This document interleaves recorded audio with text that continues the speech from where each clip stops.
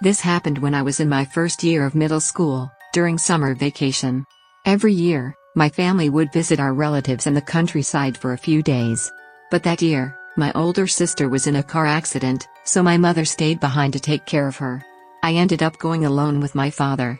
Once we arrived at our relative's house, I greeted them briefly, but being at that rebellious age, I didn't really feel like staying with the adults.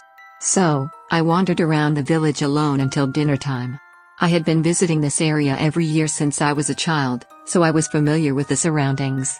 But one thing always puzzled me: the adults always warned us children, never go to a shrine. A shrine was an ancient and forbidden place. When I once asked my father why, he only said, "Children must never go there." That was all.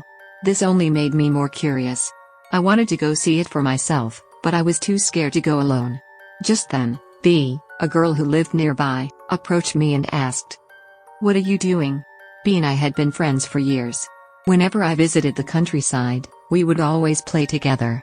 I told her about a shrine, and she immediately suggested, "Let's go check it out with some of the other kids. We'll do a test of courage." That night, at 11 p.m., we sneaked out while the adults were drinking. At the meeting spot, there were 3 other kids: C, D, and D's younger sister, E. All of them had always wanted to see a shrine but had been forbidden by the adults. Since no one knew the exact location, we could only guess based on rumors. We agreed that once we found the shrine, we would take a quick look and leave. Then, we began our journey into the dark mountain path. At first, I was excited, but as we got closer, I started feeling uneasy. Maybe the adults weren't just making up stories, maybe the shrine was truly dangerous.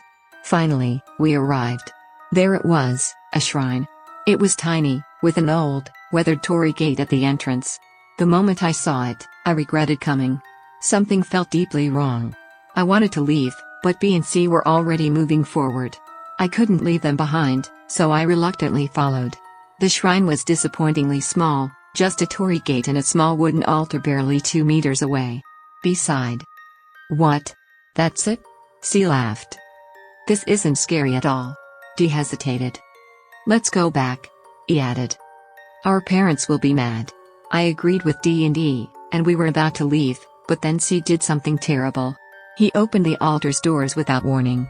The moment he peeked inside, "Kya!" C screamed, clutched his throat, and collapsed. He began writhing on the ground, rolling back and forth. Unk! Unk!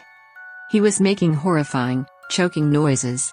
Then, he started clawing at his own throat, scratching so hard that his skin tore, and blood flowed. We froze in fear. No one could move.